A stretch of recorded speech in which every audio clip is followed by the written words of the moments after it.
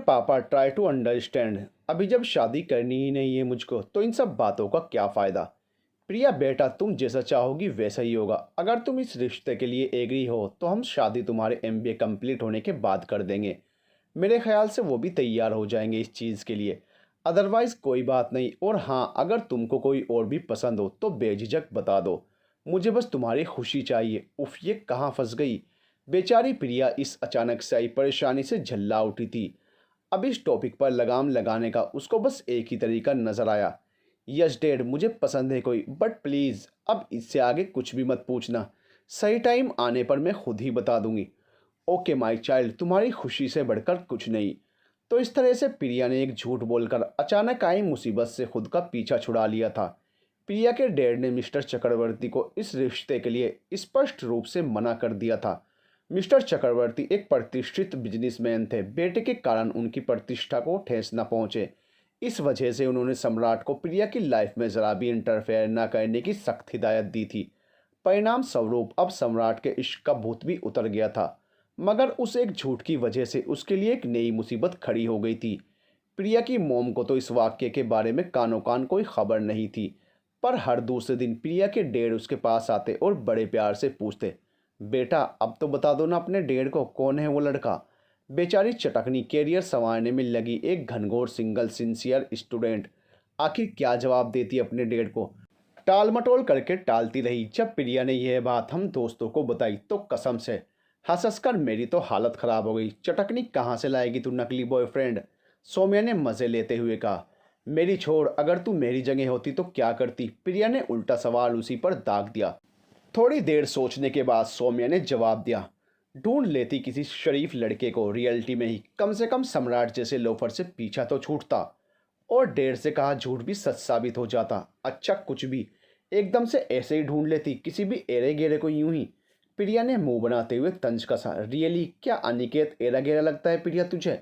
जोश जोश में होश खो बैठी थी सौम्या और जुबान ऐसी फिसली कि मैं, प्रिया और मिहिर तीनों ही शॉकिंग शक्ल बनाकर सौम्या और अनिकेत को घूरने लगे। जब तक सौम्या को एहसास हुआ कि उसका सीक्रेट गलती से उसके मुंह से निकलकर सार्वजनिक हो गया है, वह हड़बड़ा गई। और अनिकेत, वह तो मानो हमारे बीच से अचानक ऐसे गायब हुआ जैसे मानो गधे के सिर से सींग।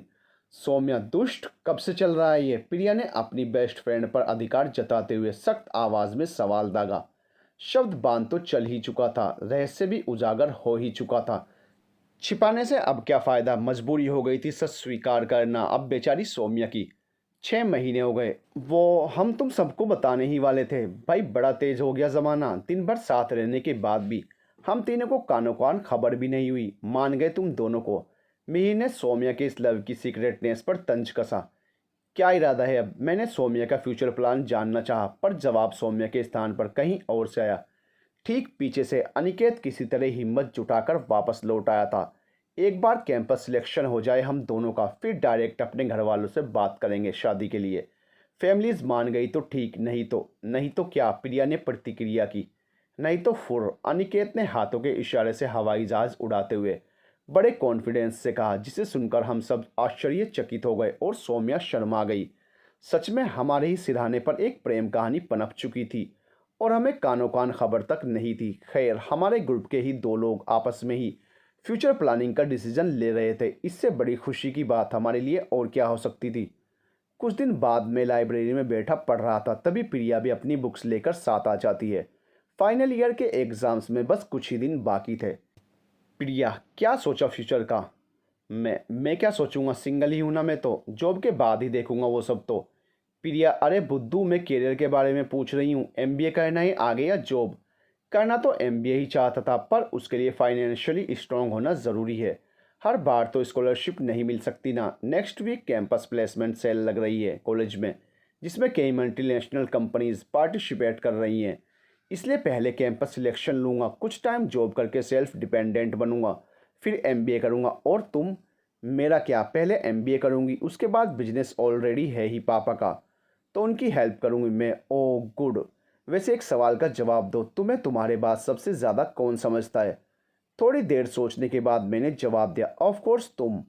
पर ऐसा क्यों पूछा। क्योंकि मैं तुमको तुम्हारे बारे में ही कुछ बताना चाहती हूँ जो तुम नहीं समझ पा रहे हो। वैभव, कोई भी जॉब तुमको डिजर्व नहीं करती। तुम्हारे अंदर बिजनेस लीडरशिप वाली क्वालिटीज़ हैं, खुद का एम्पायर खड़ा करने की काबिलियत है तुम्हारे अंदर। मैं हंसते हुए, अरे वाह, ऐसी भी क्वालिटीज़ हैं मुझ में। आई एम सीरियस वैभव, मेरी नज़रें धोखा नहीं खा सकती। तुम जॉब की जगह खुद का कोई स्टार्टअप स्टार्ट करो, आगे तुम्हारी मर्जी। बाय द वे अब चलती हूँ, घर जल्दी पहुँचना है आज, बाय। और इसी के साथ प्रिया वहाँ से जा चुकी थी, मुझे कई सारे सवालों के जाल में उलझाकर। सवाल बिजनेस और जॉब में से एक चुनने का तो था ही, साथ ही एक और सवाल मेरे अंतर्मन में गूंज रहा था। क्या प्रिया सच में मुझे मुझसे भी ज़्यादा समझती है? अगर हाँ, तो क्या ये सिर्फ सामान्य दोस्ती ही है या फिर उससे आगे कुछ और? कॉलेज में पूरे 3 साल बीतने वाले थे। यह समय कैसे बीत गया पता ही नहीं चला। पढ़ाई, कैरियर और पॉकेट मनी जुटाने के संघर्ष में जीवन क्या होता है वह तो जैसे भूल ही गया था मैं। बचपन से कभी रिश्तों को महसूस ही नहीं किया था, इसलिए रिश्तों के उन एहसासों से अनजान सा हो गया था मैं। कभी सोचने को वक्त ही नहीं मिल सका खुद के बारे में, खुद से जुड़े हुए लोगों के बारे में, प्रिया के बारे में। आज जब प्रिया एहसास दिला के गई कि वह हद से ज़्यादा मुझे समझती है, तब कहीं जाकर उसके साथ बिताए 3 साल अचानक से किसी फ्लैशबैक की तरह दिमाग पर छाने लगे थे। उसका हेल्पिंग नेचर, पढ़ाई से लेकर जीवन जीने के तरीकों के बारे में मुझे मोटिवेट करना, ड्रेसिंग सेंस से लेकर तमाम शहरी कल्चर्स के कायदे मुझे सिखाना, घर से रोज़ मेरे लिए लंच बॉक्स में एक्स्ट्रा लंच लाना। इस स्वार्थी दुनिया में इतना अपनापन कौन दे सकता है भला? वक्त और हालातों के मारे हुए मेरे बेचारे दिल ने शायद जीवन के संघर्ष में खुद को इतना व्यस्त कर लिया था कि आज तक कभी फील ही नहीं कर पाया था यह सब। आज प्रिया की एक एक क्वालिटी, उसके साथ 3 सालों में बिताया हुआ एक एक पल आंखों से ओझल होने का नाम ही नहीं ले रहा था। कुछ ही दिनों बाद कॉलेज छूटने से ज़्यादा प्रिया का साथ छूटने का एहसास मुझे अचानक से ही भावुक कर रहा था। अचानक से यह क्या हो गया था मुझे? पहले तो कभी ऐसा नहीं हुआ था।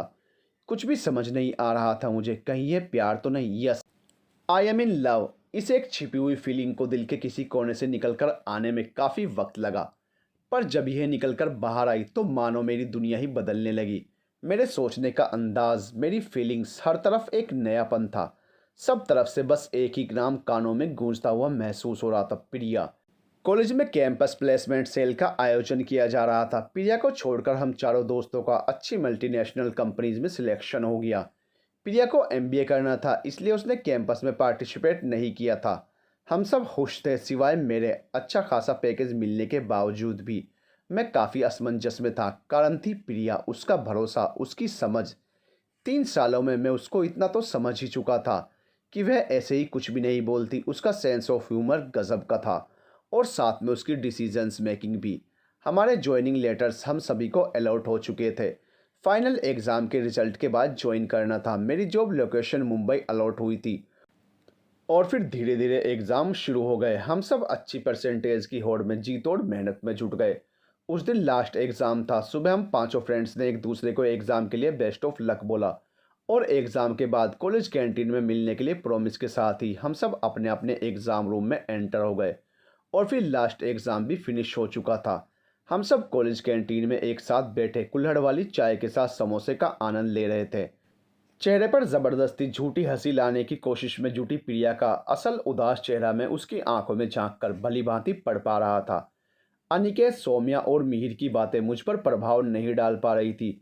कुछ देर दिमागी ऊहापोह से जूझने के बाद मैंने आखिरकार अपना निर्णय सबको सुना ही दिया, जिसकी कल्पना शायद प्रिया के अलावा किसी और ने नहीं की थी। दोस्तों, काफ़ी सोचने के बाद मैंने एक डिसीज़न लिया है कि मैं यह जॉब ज्वाइन नहीं करूँगा। मेरा फैसला सुनकर वह तीनों एकदम से शॉक्ड हो गए और मेरी ओर आंखें फाड़ते हुए एक सुर में चीख पड़े, क्या? मैंने प्रिया की ओर देखा। उसने अपनी आंखों की पलकों को झपकाते हुए मुझे आश्वस्त किया, जैसे कह रही हो कि बिल्कुल सही निर्णय। वैभव, पागल हो गया है क्या? तुझे पता भी है विप्रो में सिलेक्ट हुआ है तू। हाईएस्ट पैकेज मिला है तुझे कॉलेज में, लोग मरते हैं उस कंपनी के लिए, और तू इतनी जल्दी जॉब न करने का भी डिसीजन ले बैठा। अनिकेत ने मुझे समझाने की कोशिश की।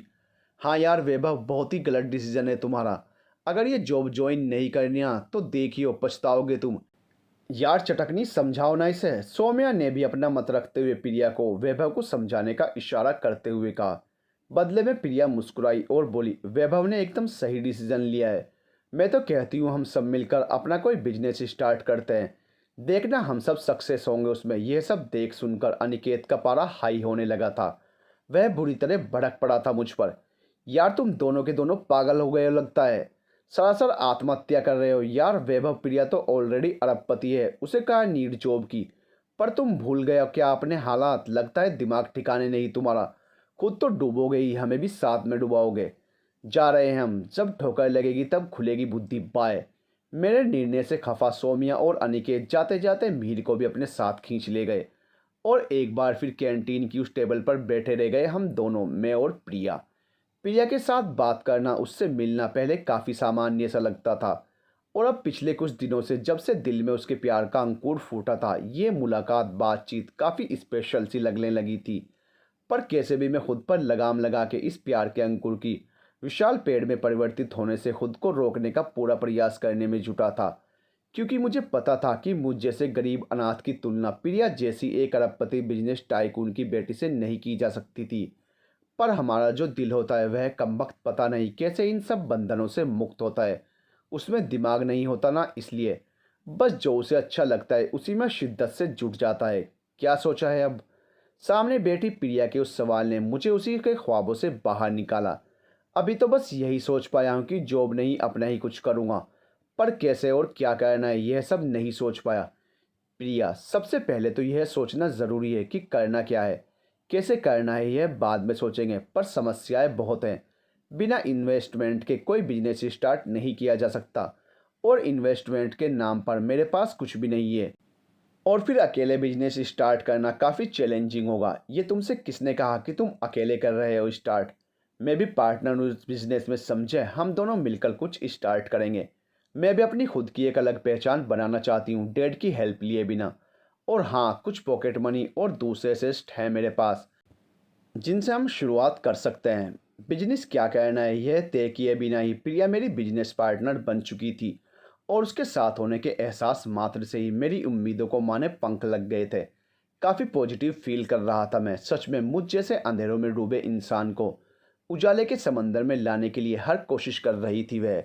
तभी अचानक से कॉलेज की उस सुनसान सी होती जा रही कैंटीन में वह हुआ जिसकी हमने उम्मीद ही नहीं की थी। एक बड़ी सी लग्जरी कार कैंटीन के सामने रुकी, और उसमें से निकलकर हमारी ओर बढ़ता हुआ दिखाई दिया सम्राट। उसके साथ दो तीन लड़के और भी थे। सम्राट के हाव भाव, उसके इरादे नेक नहीं लग रहे थे। वह बिना कुछ सोचे समझे प्रिया की ओर बढ़ रहा था। किसी अनहोनी की आशंका से मैंने फुर्ती के साथ खड़े होकर उससे माजरा पूछना चाहा, पर उसने मुझे जोर का धक्का दिया जिससे मैं पास रखी हुई टेबल पर जा गिरा। एग्ज़ाम के बाद कॉलेज के अधिकांश स्टूडेंट्स घर जा चुके थे, इसलिए कैंपस में सन्नाटा पसरता जा रहा था। हम लोग भी बस अपने घर को निकलने ही वाले थे कि ये लोग आग धमके कैंटीन पर काम करने वाले एकमात्र बुजुर्ग मोहन बाबा को सम्राट के साथियों ने धमकाकर बाहर भगा दिया। प्रिया इससे पहले कुछ समझती उस दरिंदे ने उसके बालों को जकड़कर पकड़ लिया। सम्राट, छोड़ दो मुझे, नहीं तो अंजाम बहुत बुरा होगा। प्रिया चीखी। अंजाम की फिक्र तो उसी दिन ख़त्म हो गई थी जब तूने मुझे सलाम बेइज्जत किया था। खून का घूंट पीकर रह रहा हूँ मैं तभी से। चाहता था कि तुझसे शादी करके तेरा जीवन बर्बाद कर दूँ, तुझे दर दर की ठोकरें खाने को मजबूर कर दूँ। झूठ बोला था अपने बाप से मैंने कि प्यार करता हूँ तुझसे, पर तूने शादी के लिए मना करके मेरे सारे प्लान पर पानी ही फेर दिया।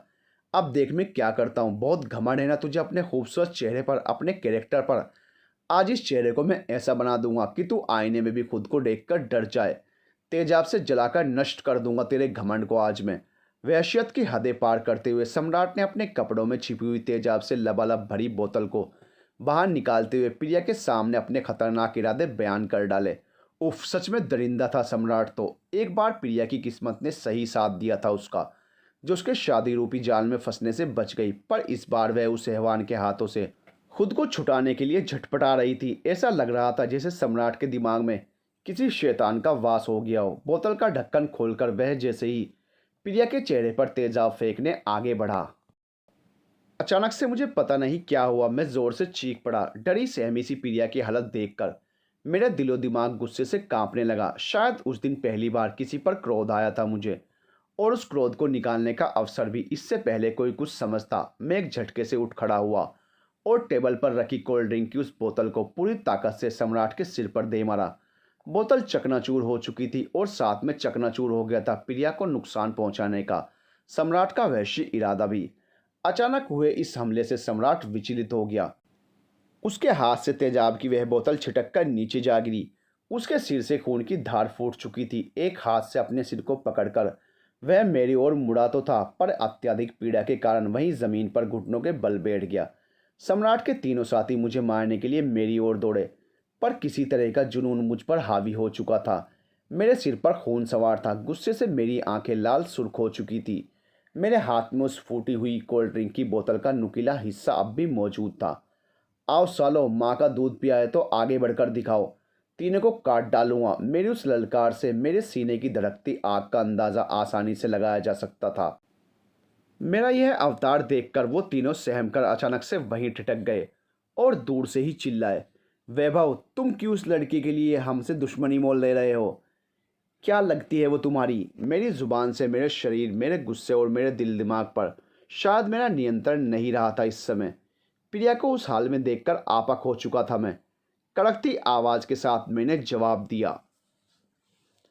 प्यार करता हूं मैं प्रिया से। मेरी प्रिया की ओर किसी ने आंख उठाकर भी देखा तो टुकड़ों में बांट दूंगा उसको मैं। अभी इसी वक्त भावनाओं में बहकर ये पता नहीं क्या बोल गया था मैं। पहले से ही मेरे इस नए स्वरूप को देखकर हैरान खड़ी प्रिया मेरी इस बात को सुनकर तो वह एकदम से सन्न हो गई थी। दूर खड़ी खड़ी बस मुझे निहारे जा रही थी। लड़खड़ाते हुए सम्राट उठा और अपने साथियों को टूटी फूटी लड़खड़ाती आवाज में आदेश दिया, पकड़ो इसे। सम्राट को खड़ा होते देख उसके साथी भी दूर दूर से ही मेरी घेराबंदी करने लगे, पर इससे पहले वो आगे बढ़ पाते कॉलेज प्रबंधन के कुछ लोग और साथ में पुलिस भी वहां आ चुकी थी।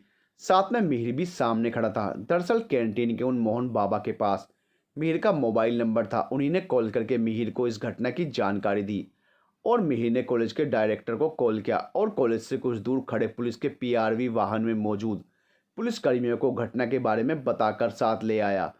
पुलिस ने तुरंत ही सम्राट और उसके साथियों को मौके पर ही गिरफ्तार कर लिया। एक बड़ा हादसा होते होते बच गया था। तभी मेरी ओर देखती प्रिया ने कुछ नोटिस किया तो वह चीख पड़ी, वैभव, चोट लगी है तुम्हें? मेरे बाएं पैर में घुटने से निचले हिस्से से खून बह रहा था। मेरी पैंट का निचला हिस्सा भी जलकर फट चुका था। दरअसल तेजाब की वह बोतल जब सम्राट के हाथों से नीचे गिरी तो उसमें से छिटक कर काफ़ी मात्रा में तेजाब मेरे पैर के निचले हिस्से पर भी जा गिरा था, जिसका एहसास अब मुझे असहनीय दर्द के साथ हो रहा था। मुझे बस इतना याद है कि उस दर्द की वजह से मैं होश खोकर नीचे गिरने वाला था, पर उससे पहले प्रिया ने मुझे संभालते हुए गिरने से बचाया। और फिर उसके बाद जब होश आया तो खुद को हॉस्पिटल में पाया। सामने प्रिया, मिहिर, अनिकेत और सौम्या भी खड़े थे। प्रिया की आंखों में आंसू थे। मुझे होश में आते देखकर सब खुश हो गए। मेरे पैर में तेजाब की वजह से घाव हो गया था। डॉक्टर ने बताया था कि बहुत जल्दी मैं सामान्य हो जाऊंगा। प्रिया ने बताया कि सारे मामले के बारे में उसने अपने डैडी को बता दिया है। वह पुलिस कमिश्नर से मिलकर इस सारे घटनाक्रम का जिक्र कर चुके हैं। सम्राट पर सख्त कार्रवाई की जा रही है। अब वह कुछ सालों के लिए अंदर ही रहेगा। मैंने गौर से प्रिया की आंखें पढ़ने की कोशिश की तो पाया उन आंखों में मेरे लिए बहुत कुछ छुपा है। यह देखकर बरबसी मेरे होंठों पर मुस्कान आ गई। और फिर मरहम पट्टी के बाद हॉस्पिटल से मेरी छुट्टी हो गई। घाव की वजह से चलने में काफ़ी दिक्कत हो रही थी, पर प्रिया का साथ भी किसी दवा से कम नहीं था। काफ़ी ठीक महसूस कर रहा था मैं अब। कॉलेज ख़त्म हो जाने के कारण अब आगे हॉस्टल में रहना भी अब संभव नहीं था। मिहिर मुझे अपने साथ अपने रूम पर ले आया। तुझे भी तो यह रूम खाली करना होगा ना? जॉब लोकेशन दिल्ली मिली है ना तुझे? कब जा रहा है ज्वाइन करने? मिहिर से मैंने उसकी जॉब के बारे में पूछा। मिहिर, मेरा छोड़ो, तुम बताओ, तुम्हारे बिजनेस का प्लान कुछ आगे बढ़ा? नहीं यार, अभी तो सिर्फ इतना ही आगे बढ़ सका है कि एक पार्टनर मिल गया है बस। प्रिया, आगे क्या करना है अभी सोचा नहीं? मिहिर, यार ये बता, ये तेरे पार्टनर अगर एक की जगह दो हो जाए तो चलेगा क्या? समझा नहीं यार, दूसरा पार्टनर मतलब? मिहिर, दूसरा पार्टनर मतलब मैं। मिहिर भी मेरे साथ आ चुका था। यह एक सरप्राइज जैसा था मेरे लिए। भरी हुई आंखों के साथ गले से लगा लिया उसे मैंने। उधर प्रिया अपने घर पर थी। उसे मैं फ़ोन पर मिहिर द्वारा हमारे साथ आने का डिसीजन बता चुका था। हमने बिजनेस का प्लान डिस्कस करने के लिए अगली सुबह कॉफ़ी शॉप पर मिलने का प्लान बनाया। मिहिर के हमें ज्वाइन करने की खुशी को सेलिब्रेट करती हुई प्रिया को अचानक उसके डैड ने आवाज़ देकर अपने पास बुलाया। मेरी प्यारी बेटिया, अब तो बता देना अपने डैड को कौन है वो। इस बार डैड के सवाल ने प्रिया को विचलित नहीं किया था। उनके सवाल से वह शर्मा गई थी और बिना कोई जवाब दिए वहां से जाकर सीधा अपने रूम में जा पहुंची। प्रिया मेरे बारे में ही सोच रही थी, तभी देखा कि उसकी मॉम सामने खड़ी हैं। मॉम। प्रिया बेटा। प्रिया। हाँ मॉम। अभी तुम बाप बेटी की बात सुनी तो सोचा तुझसे बात करूं। बता क्यों नहीं देती अपने डैड को वैभव के बारे में। मॉम के मुंह से सच सुनकर प्रिया दंग रह गई थी। मॉम को यह सब कैसे पता। अब क्या जवाब दूं मैं उनको लड़खड़ाती जुबान से। प्रिया ने बोलने की कोशिश की। नहीं मॉम, ऐसा कुछ नहीं। बेटा तुझे लगता है क्या कि तू मुझसे झूठ बोल सकती है। माँ हूँ तुम्हारी, सब खबर रखती हूँ, समझी। सच ही तो कह रही थी वह। बेटी के हर सुख दुख की खबर रहती है माँ को। नजरें झुका ली थी प्रिया ने अपनी माँ के सामने। वैसे बेटा अच्छा लड़का है वैभव, जज किया है मैंने उसको। खुश रहोगी तुम उसके साथ। मॉम ने तो फाइनल मोहर भी लगा दी थी मुझ पर प्रिया को पता था कि उसके पापा काफ़ी प्रैक्टिकली पर्सन हैं। वह तब तक तैयार नहीं होंगे जब तक मैं अच्छे से सेटल्ड नहीं हो जाता। इसलिए भी वह चाहती थी कि मैं बिना किसी सपोर्ट के खुद को एक ब्रांड के तौर पर स्थापित करूं। अगले दिन कॉफ़ी शॉप पर हम तीनों बिजनेस प्लान पर डिस्कस कर रहे थे। मुझे ढंग से चलने में अभी कुछ दिक्कत हो रही थी, पर फिर भी मिहिर का सपोर्ट लेकर मैं आसानी से यहाँ तक आ चुका था। रात भर जागकर मैंने यह सोचा है कि क्यों ना हम कोई ऐसा ऑनलाइन स्टार्टअप स्टार्ट करें जिसमें हमारी भूमिका एक ब्रोकर की हो। जोमेटो, स्विगी, ओला टाइप कोई सर्विस। इसमें इन्वेस्टमेंट भी कम होगा और उसका लॉन्ग टाइम एडवांटेज काफ़ी मिलेगा। प्रिया ने अपने दिमाग पर जोर डालते हुए अपना आइडिया हम सबके सामने रखा। मिहिर। हाँ अच्छा है आइडिया तो, पर फूड डिलीवरी, रेस्टोरेंट और रेंटल टैक्सीज की फील्ड में तो पहले से ही कई सर्विस प्रोवाइडर्स काम कर रहे हैं। कुछ नया करना होगा। मैं हाँ, कोई ऐसी सर्विस जिसकी ज़रूरत हर तबके के लोगों को पड़ती हो। उसके बाद हम तीनों काफ़ी देर तक मत्थापच्ची करते रहे। फिर हम तीनों ने मिलकर तय किया कि हम एक ऐसी सर्विस तैयार करेंगे जो ज़रूरतमंद स्टूडेंट्स एवं एम्प्लॉयज़ को पुणे शहर में रेंट पर रूम व फ्लैट्स उपलब्ध कराएगी। चूँकि पुणे में हमारी तरह बाहर के बहुत से स्टूडेंट्स और एम्प्लॉयज़ का आना जाना बना रहता है। यहाँ आने के बाद उनकी बेसिक नीड होती है रहने के लिए किराए का घर। इसको लेकर वे काफ़ी परेशान भी होते हैं, वे ठगे भी जाते हैं। हमने तय किया कि एक ऐप के माध्यम से हम ऐसे लोगों को रेंटेड प्रॉपर्टी दिलवाने में मदद करेंगे जिसका सर्विस चार्ज भी लेंगे। तो इस तरह से हमारे एक आइडिया ने बिजनेस स्टार्टअप का रूप ले लिया था और हम तीनों इस आइडिया को धरातल पर लाने की मेहनत में जुट गए। प्रिया और मिहिर ने अपना सारा जेब खर्च इस स्टार्टअप पर लगा दिया था। मुझ पर तो इन्वेस्ट करने को कुछ था ही नहीं। सो बस मैं अपना दिमाग इस स्टार्टअप में इन्वेस्ट करने में ही लगा हुआ था। शहर के कई ऐसे ब्रोकर को हमने अपने साथ जोड़ा जो प्रॉपर्टी रेंट पर दिलाने का काम करते थे। ऐसे नए लोगों को कम प्रॉफिट पर साथ जोड़ने के लिए कन्वेंस करने में दिक्कत तो काफ़ी हुई, पर जब उन्हें फ्यूचर में अच्छे खासे प्रॉफिट दिलाने का यकीन दिलाया तो वह खुशी खुशी हमारे साथ जुड़ गए। प्रिया के साथ काम करते हुए हर कठिन काम भी बड़ी आसानी से हो जा रहा था, सिवाय एक काम को छोड़कर, प्रिया को अपने दिल की बात बताने का काम। मैं भी जान गया था कि वह मुझसे प्यार करने लगी है और वह भी यह बात जान चुकी थी। फिर भी उसे डायरेक्ट प्रपोज करने की हिम्मत अभी तक नहीं जुटा पाया था मैं, या यूं कहिए कि मैं एक परफेक्ट टाइम आने का इंतज़ार कर रहा था। फिलहाल हमारी दिन रात की मेहनत रंग लाई और empire.com के नाम से हमने एक ऐप जल्दी ही लॉन्च किया। इसके माध्यम से रेंटेड प्रॉपर्टी लेने वालों की सुविधाओं एवं सुरक्षा का हमने पूरा ध्यान रखा। बिना किसी झंझट के कम समय में ही रूम व फ्लैट उपलब्ध कराने वाला यह ऐप बहुत कम समय में स्टूडेंट्स एवं ज़रूरतमंदों के बीच बहुत कम समय में ही ज़बरदस्त पॉपुलर हो गया। एक साल लगातार दिन रात मेहनत करने के साथ हमारा स्टार्टअप एक बिजनेस मॉडल में तब्दील हो चुका था। हम तीन दोस्तों की टीम अब 30 लोगों के स्टाफ में बदल चुकी थी। अपने स्टार्टअप के सफलतापूर्वक एक साल पूरे होने के उपलक्ष्य में हमने एक प्रोग्राम ऑर्गेनाइज किया था। इस अवसर पर हम अपने ऐप की सर्विस का शुभारंभ देश के 20 अन्य प्रमुख शहरों में भी करने जा रहे थे। स्पेशल गेस्ट के रूप में हमने जय महाराष्ट्र स्टील के चेयरमैन मिस्टर खड़ग चंद्र भालेराव चटकनी अर्थात प्रिया के डैड को इनवाइट किया था। प्रोग्राम की सारी तैयारियां हो चुकी थी। हम सभी दिन भर की व्यस्तता के कारण थककर चूर हो चुके थे। मैं प्रिया को उसके घर ड्रॉप करने बाइक से निकला था। कल के प्रोग्राम का डिस्कस करते हुए हम दोनों आगे बढ़ रहे थे, तभी अचानक से मैंने लेक व्यू के सामने बाइक रोक दी। शहर के बीचों बीच यह एक कृत्रिम रूप से बनाया गया झरना है जो शाम के समय अपनी सुंदरता एवं शीतलता से पास से गुजरने वाले यात्रियों का मन मोह लेता था। मैं बाइक से उतरा और प्रिया का हाथ पकड़कर झरने की ओर दौड़ लगा दी। कुछ ही देर में हम झरने के नज़दीक वाली रेलिंग के पास खड़े थे। हल्की चांदनी रात में दूधिया सफ़ेद रोशनी में झरने का उछलता नीला पानी बेहद खूबसूरत लग रहा था, और उस झरने से निकलकर हवा के साथ उड़ती हुई पानी की बूंदें हमसे टकराकर प्राकृतिक सुंदरता मिश्रित सुकून उत्पन्न कर रही थी। प्रिया इस नज़ारे को देखकर काफ़ी खुश थी। तभी मैंने उसकी खुशी को कई गुना बढ़ा देने की एक छोटी सी कोशिश की। उसके ठीक सामने घुटनों पर बैठकर उसका हाथ थामकर अपनी पॉकेट में रखकर लाई गई डिब्बी में रखी हुई बेहद सुंदर अंगूठी निकालकर उसकी ओर बढ़ाई और उसकी आंखों में आंखें डालकर सवाल किया, प्रिया क्या मुझसे शादी करोगी? अपने मुंह को हथेली से छिपाते हुए हंस पड़ी थी प्रिया। यह हंसी प्यार भरी थी, शायद उसे भी इस पल का इंतजार था। अंगूठी को स्वीकार करते हुए मुझे उठाकर सीने से लिपट गई थी मेरी प्रिया। इस तरह से बिना आई लव यू बोले डायरेक्ट शादी के लिए प्रपोज करने के साथ हमारे प्यार की सार्वजनिक रूप से आज शुरुआत हुई थी। अगले दिन शहर के इंपीरियल पैलेस होटल में हमारा लॉन्चिंग प्रोग्राम धूमधाम से संपन्न हुआ। स्टेज पर जब प्रिया के डैड ने एक स्विच ऑन करके 20 शहरों में empire.com की शुरुआत की, उसके तुरंत बाद प्रिया ने चुपचाप से उनके कान में जाकर बोला, डैड यही है वह वैभव जिसके बारे में आप हर रोज़ मुझसे पूछा करते हैं। प्रिया के डैड की पार की नज़रों ने शायद मुझे उसके लायक समझ लिया था, तभी तो उन्होंने भी बिना मान मनोबल के मुस्कुराकर उसी समय अपनी मौन स्वीकृति दे दी थी। और फिर 1 साल बाद एक ग्रैंड पार्टी के दौरान हमारी शादी का अनाउंसमेंट भी खुशी खुशी कर डाला। शादी के बारे में कुछ इम्पोर्टेंट डिस्कशन करने के लिए मैंने प्रिया व उसके मॉम डैड के साथ एक मीटिंग रखी, जिसमें मैंने अपनी ओर से उनकी बेटी को खुश रखने के बदले एक शर्त रखी। और शर्त यह थी कि उसके मॉम और डैड दोनों को एक परफेक्ट कपल्स की तरह पिछला सब कुछ भुलाकर एक साथ खुशी खुशी रहना होगा।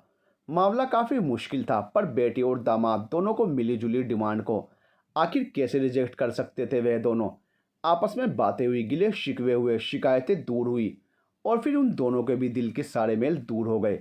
फिर एक दिन बड़े ही धूमधाम से हमारी शादी हुई, ढेर सारी खुशियों के बीच। शादी में शामिल होने आए सौम्या और अनिकेत शादी के बाद भी यहीं के होकर रह गए, मतलब उन दोनों ने भी empire.com ज्वाइन कर लिया। तब से हम पांचों अपने खुद के बनाए स्टार्टअप में अभी तक साथ हैं, और हमारे उस छोटे से स्टार्टअप का वर्तमान रूप अब आपके सामने है ही। और इसी के साथ वैभव ने दिव्या के सामने अपनी स्टोरी की हैप्पी एंडिंग की। वैभव और प्रिया की कहानी से दिव्या इस कदर प्रभावित हुई कि तारीफ करने के लिए मानो उसके पास शब्दों का अकाल सा हो गया हो। वाह वैभव सर, सुपर, यकीन ही नहीं हो रहा कि यह एक रियल स्टोरी थी। ऐसे लग रहा था कोई super duper hit love story वाली बॉलीवुड मूवी सामने चल रही हो। हाँ हाँ हाँ, नहीं दिव्या, इनके द्वारा बताया गया एक एक शब्द एकदम सच है, हमारा सच। प्रिया ने हंसते हुए वैभव की बताई सारी बातों की पुष्टि की। अब तो मैं खुद ही कंफ्यूज हो गई प्रिया मैम, किस स्टोरी पर डॉक्यूमेंट्री बनाई जाए या कोई मूवी? दिव्या ने बड़ी मासूमियत से कहा तो वैभव और दिव्या जोरों से हंस पड़े।